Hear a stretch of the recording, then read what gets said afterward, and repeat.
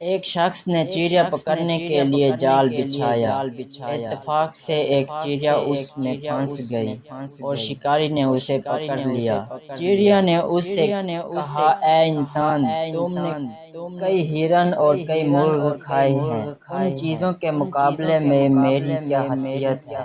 ذرا سا گوشت میرے جسم میں سے تمہارا کیا بنے گا؟ تمہارا تو پیٹ بھی نہیں بھرے گا۔ لیکن اگر تم مجھے آزاد کر دو تو میں تمہیں 3 نصیحتیں کروں گی جن پر عمل کرنا تمہارے لیے فائدہ مند ثابت ہوگا۔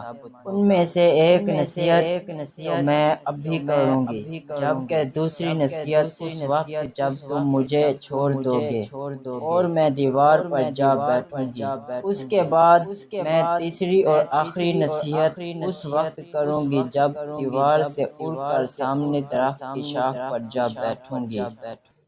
اب اس شخص کے دل میں تجسس پیدا ہو گیا کہ نہ جانے چڑیا کیا نصیحتیں کرے گی۔ اس نے چڑیا کی بات مانتے ہوئے اس سے کہا، تم مجھے پہلی نصیحت کرو پھر میں تمہیں چھوڑ دوں گا۔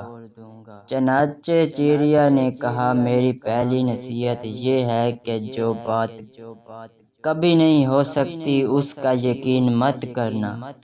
یہ سن کر اس آدمی نے چڑیا کو چھوڑ دیا اور وہ سامنے دیوار پر جا بیٹھی اور بولی، میری دوسری نصیحت یہ ہے کہ جو بات ہو جائے اس کا غم نہ کرنا۔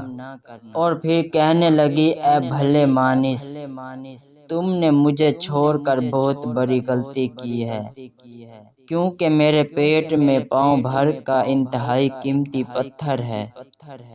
اگر تم مجھے ذبح کرتے اور میرے پیٹ سے اس موتی کو نکال لیتے تو اس کا فروخت کرنے سے تمہیں اس قدر دولت حاصل ہوتی کہ تمہاری آنے والی کئی نسلیں کے لیے کافی ہوتی اور تم بہت بڑے رئیس بن جاتے۔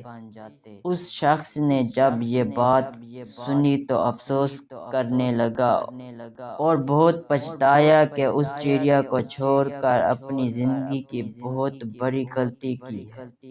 اگر میں اسے نہ چھوڑتا تو میری نسلیں سمر جاتی۔ چڑیا نے اس شخص کو اس طرح سوچ میں پڑے دیکھا تو اڑ کر درخت کی شاخ پر جا بیٹھی اور بولی، اے بھلے مانس، ابھی میں نے تمہیں پہلی نصیحت کی ہے جسے تم فوراً ہی بھول گئے۔ جو بات ناممکن ہو، نہ ہو سکنے والی، اس کا ہرگز یقین مت کرنا۔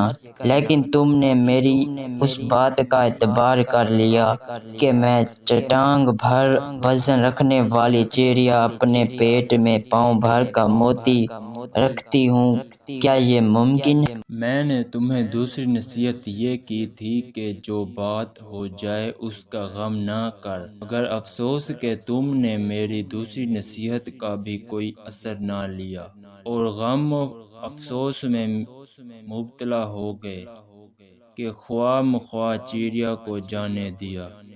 تمہیں کوئی بھی نصیحت کرنا بالکل بیکار ہے۔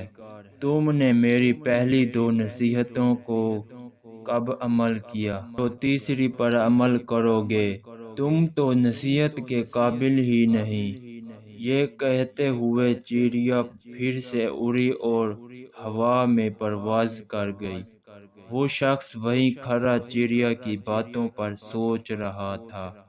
دوستو، وہ لوگ بہت ہی خوش نصیب ہوتے ہیں جنہیں کوئی نصیحت کرنے والا ہو۔